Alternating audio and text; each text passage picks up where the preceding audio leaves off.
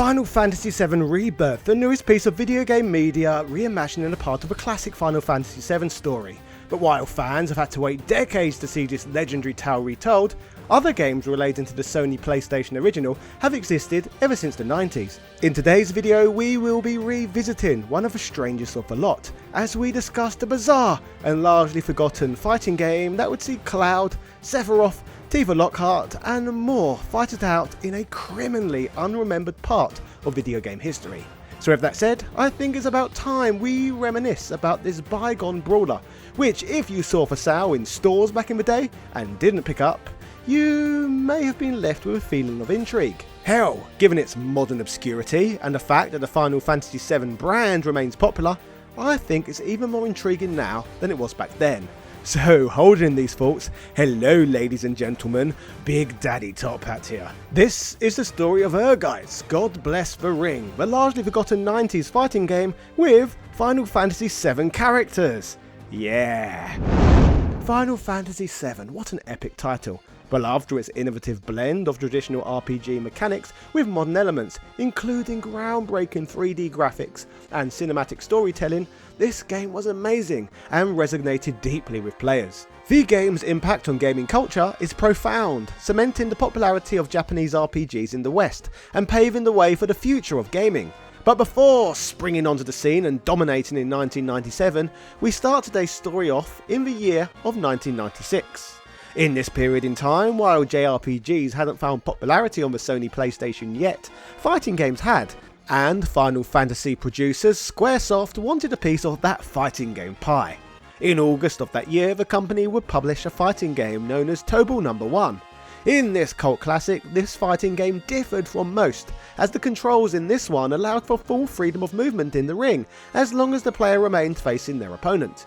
Building on its quirkiness, the game was also novel in that it contained a quest mode, an additional gameplay option that indulged players in three-dimensional dungeon exploration or quests featuring fighting game controls. You could say that with Tobal No. 1, the fighting game genre met the Square JRPG. However, this game was number one in some ways beyond just its title, including functioning as the first ever Squaresoft game to be released on the Sony PlayStation.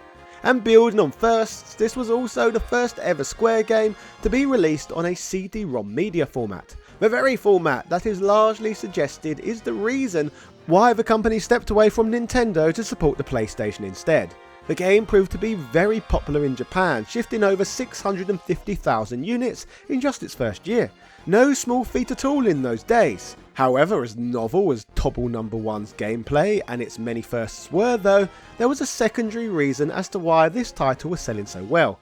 The inclusion of a demo disc that gave players the first ever opportunity to play Final Fantasy VII, the JRPG that is still arguably the most famous JRPG of all time, 27 years after its release. So keeping this in mind, those who would purchase Tobal No. 1 got a peek at a future masterpiece. Retrospectively, this means that in a strange twist, Final Fantasy VII and fighting games have always been intrinsically linked.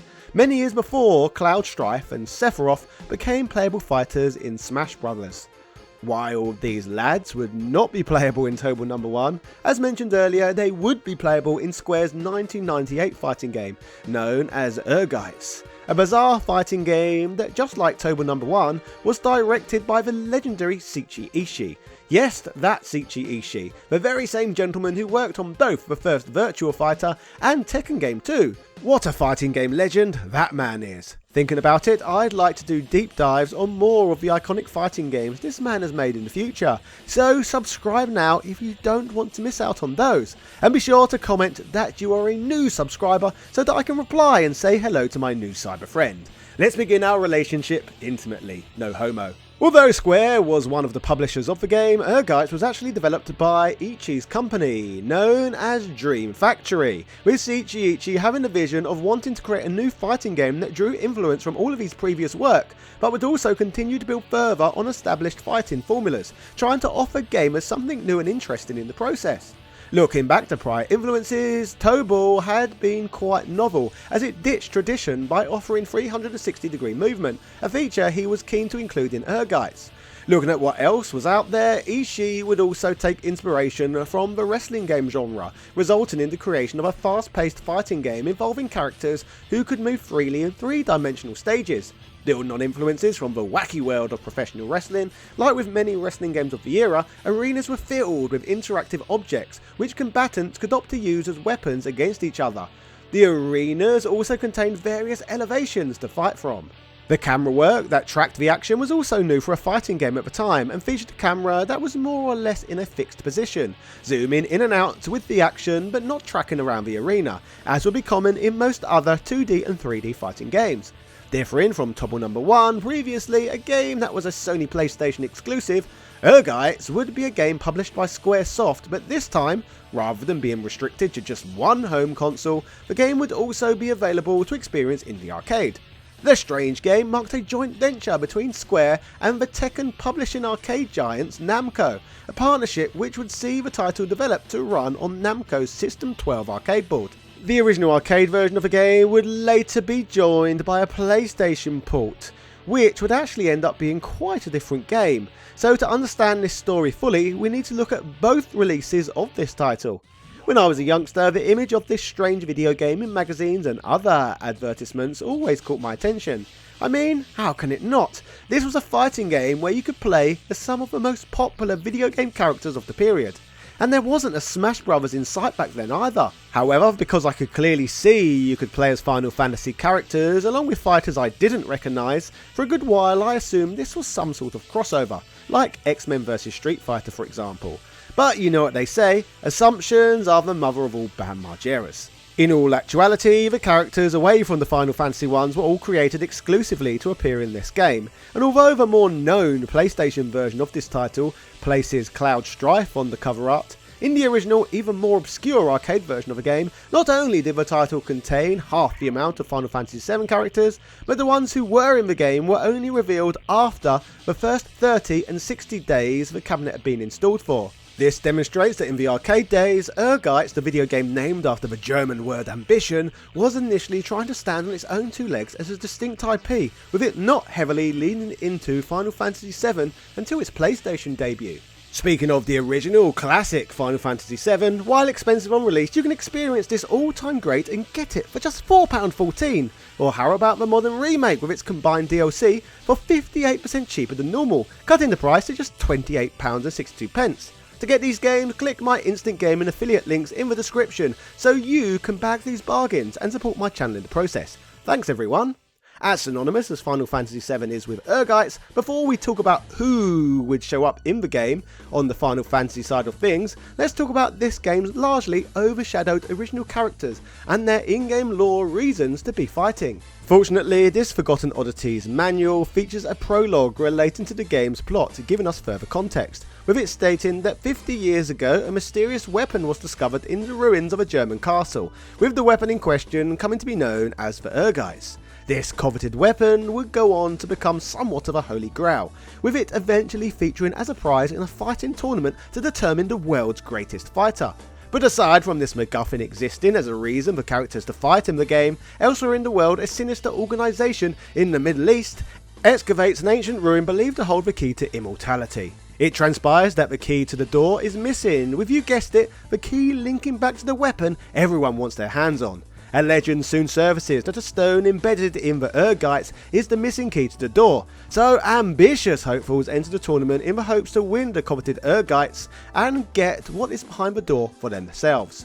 Entering this typical fighting game tournament, we have several original characters, so let's talk about them. Let's start by mentioning Ken Mishima, aka God Hand. Before being overshadowed by Cloud Strife, this fighter was initially positioned as the face of this title, with him bearing a strong resemblance to Namco's Tekken character, Kazuya Mishima. And one gathers their matching surnames, it is also implied that somehow they are likely related to one another. I mean, let's be honest, Heihachi isn't exactly known for keeping his trouser snake to himself, so being Kazuya's brother seems entirely plausible.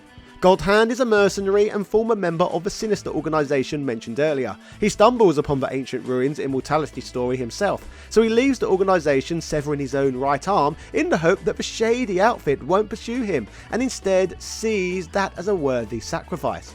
He shares what he knows with another powerful organisation in exchange for a prosthetic right arm, which he wields as a weapon like Barrett from Final Fantasy VII. Establishing his own company, their research leads to the Ehrgeiz tournament, leading to Godhand entering to obtain the legendary sword. Moving through playable characters a little quicker, we have Han, a young action movie star and master of Taekwondo. Interestingly, he has a prosthetic right leg, due to it disappearing in a mysterious cloud of black smoke during his search for an explanation. He stumbles upon information linking this incident to the ancient ruins, which is why he enters the tournament. Next up we have Prince Doza, the world's greatest kickboxer, who has no equal in his field.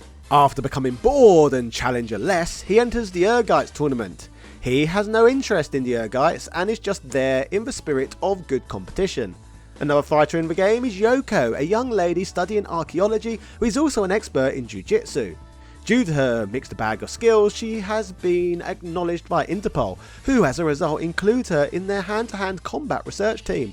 This bootleg Chun-Li cosplaying Jill Valentine is present in the tournament due to orders from Interpol, with her looking to investigate suspicious activity around individuals competing in the competition. How very original.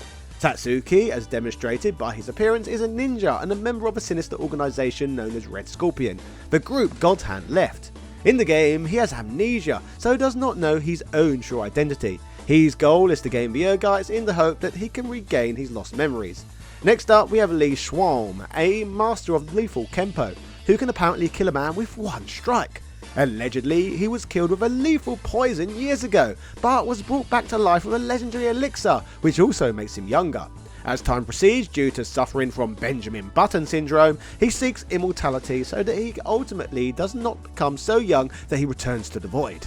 Wolf Girl Joe survived a plane crash as an infant landing in the Amazon rainforest, just like a certain savage Brazilian street fighter. I guess such trauma must lead to many choosing to enter fighting tournaments. With her parents dead, she was raised by wolves. This alternative upbringing in the rainforest has led her to gain physical strength surpassing that of 3 regular humans. Following the death of her wolf parents at the hands of humans, she becomes a vicious killer and is imprisoned. Red Scorpion scouts her though to seek the Ehrgeiz, without her savage mind being able to comprehend what's going on. Lastly, from the original selectable arcade lineup, we have Dasha Inoba, a pro wrestler who is a disciple of the founder of the tournament. The original tournament founder, Cole Schneider, has recently been found mysteriously dead. To gain the stone and uncover the mystery of his master's death, Dasha sets out to win the tournament. With this story in place, as you can see, the cast of the original characters who feature in the arcade game all have strong reasons to fight, albeit sometimes very unoriginal reasons. But then again, what else can we expect from a fighting game really? As mentioned earlier, 2 Final Fantasy characters in the arcade would surface as timed unlockables, however sadly they were not given arcs of their own and were instead considered guest characters. Incredible really, considering the home version of the game, much like this video, would be marketed around them. Cloud would become playable on day 30 and Tifa on day 60. The only fighter from the arcade version we are yet to touch on in the game is the final boss, the Django, a mythical creature awaiting visitors within the ancient ruins. This mysterious force wields 2 different forms. In his first form, he resembles Red 13 from the plot of Final Fantasy VII, only instead of having a red coat of fur, he has a grey one. In his second form, he takes the form of a Red Scorpion in the game's final encounter, giving us a little explanation behind the villainous organisation's name. Speaking of Django, he becomes unlockable in the arcade game after 90 days, which includes a Red 3rd alternative costume, making him further resemble Red 13. Whilst in the arcade, Ehrgeiz was promoted as a fighting game that featured a few Final Fantasy VII guest characters. As mentioned earlier, everything would change when it was released on the Sony PlayStation. Cloud Strife was now the centre of attention when it came to marketing, including as covered on the box art. One key magazine ad, for example, would just have a picture of Cloud with it proclaiming he's back and he's not alone, with Ehrgeiz being written underneath. Away from the arcades, the title was now being promoted as a 3D fight and action game with your favourite characters from Final Fantasy VII. In fact, a Final Fantasy VII overhaul of the title would go into overdrive beyond the promotion alone, including Cloud and Tifa being changed from unlockable roster members to base roster members. Building on the Final Fantasyfication of the home port, the roster would be expanded to include more Final Fantasy VII characters. This would include the terrifying Sephiroth joining the base roster, but Final Fantasy VII goodness did not stop here. New, unlockable characters would be added to the game, such as Yuffie and Vincent Valentine, impressively 2 fighters who are also unlockable in Final Fantasy VII, which I think is a nice little touch. Years before Crisis Core saw release, non-playable Final Fantasy VII backstory character Zack Fair would also be made playable, marking his first playable role in any video game. All the new Final Fantasy VII content was not the only big change to the home version, as a whole new play mode was added, harkening back once again to Seiichi Ishii's work on Tobal No. 1. Basically, when he created Tobal No. 1, he decided to include the game's quest mode, due to the game being a home console exclusive with no arcade counterpart. This was based down to the fact that he felt a console fighting game needed greater depth in the gameplay design. This led to him designing the game's quest mode, a feature he decided to re-implement into Ehrgeiz. In Ehrgeiz's quest mode, players can fight through extensive dungeon crawls and can equip different weapons and items like in an RPG, further linking the game to a Final Fantasy-like experience. This play mode presents the player with a basic hack-and-slash dive RPG experience, which presents options to explore towns and enter randomly generated dungeons. Players take the role of archaeologists and hit downwards in the hope of finding artifacts. In fact, this play mode introduces another further 2 characters to the lineup, archaeologists Claire Andrews and Kojima Suda. Players can level up and improve their stats as they progress, and use items to replenish health dropped by monsters. There are a number of RPG tropes among this basic play mode. On top of all of this, the game has its share of minigames too, such as a race mode and a board game mode. This mixes the gameplay up somewhat. All in all though, the main draw of Ehrgeiz remains the arcade 3D arena combat. In terms of the game's combat mechanics, there is quite a lot going on in Ehrgeiz. Characters can perform what are known as high, mid and low attacks, basically moves that target different sections of their opponent's bodies. Guards can be performed against all of these moves by either standing up and blocking or crouching and blocking, depending on what they are trying to guard against. Special attacks are also executable moves that cannot be blocked. Special attacks can either be dodged or interrupted by performing a special attack at the same time as an opponent. The game also has what is known as a frame technique, which can be executed when the right buttons are pressed at a specific time during an attack. The game also has strong upper attacks, lower attacks, running attacks, walking attacks, jump attacks, bloody presses, blade catches for countering weapons, triangle jabs and powered up ultimate special attacks. As I said, there is a lot going on here.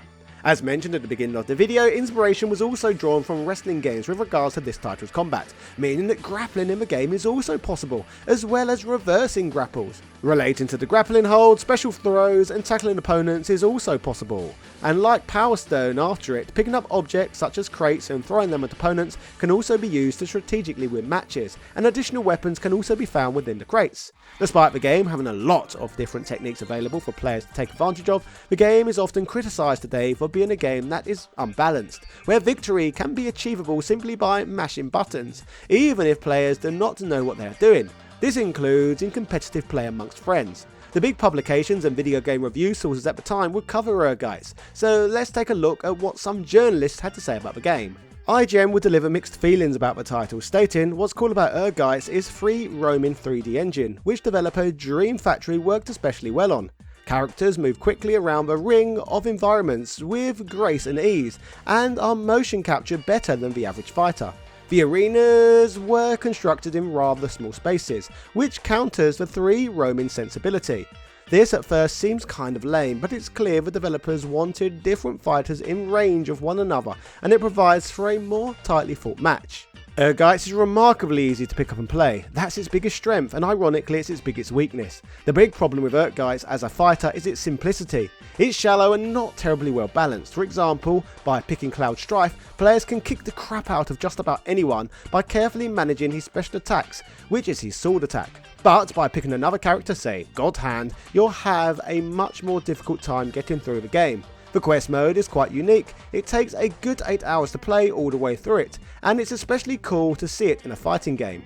While not the best fighter on the block, Ehrgeiz has a number of good things going for it. All in all, Ehrgeiz is not for the hardcore gamer. It's for the more casual player who wants a little of everything and who may be intimidated by hardcore fighting games. While IGN was candid, GameSpot on the other hand appeared to review the game a lot harsher, summarising, "There's just not much of a game here. Bouts usually end in a flurry of button mashing and the awkward guarding scheme will drive most hardcore fighting fans away screaming with frustration and heartbreak.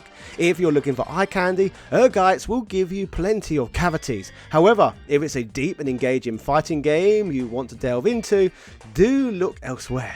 Next Generation took a slightly more positive approach summarising the game, stating, "Technologically speaking, Ehrgeiz is an impressive fighter, but it does have balance problems, especially with the one-button gameplay of the one-player game. Still, it's good to see developers straying from the accepted formula with new fighting designs that truly work." Looking at Ehrgeiz as of now, the game was clearly very ambitious in what it was looking to achieve. Seiichi Ishii could have taken the easy approach here by developing a title like Tekken or Virtua Fighter again, but instead he decided to try and create something a little more original and would attempt to innovate the fighting game genre by going where no designer had gone before. This would result in a fun little game with a chaotic nature, but one which certainly has a lot of holes in its armour when it comes to actual fighting game mechanics and a good game balance. If a game is remembered by anyone today, it is often mostly for the fact that the game included so many Final Fantasy VII characters amongst its selectable lineup of fighters. However, to be fair to Ehrgeiz, it perhaps deserves a little more credit than simply being a Final Fantasy VII cash grab. Even if it didn't feature the best graphics in the world, the game was probably the most fleshed out 3D arena fighting game thus far, which was a result of Seiichi Ishii taking inspiration from his previous titles and his love for wrestling games, which would lead to a rather unique experience for the time. A few years later, the world would get Capcom's Power Stone, the first truly brilliant 3D arena fighting game, but the question is, would it have existed if it were not for the steps of Ehrgeiz first? Who knows really?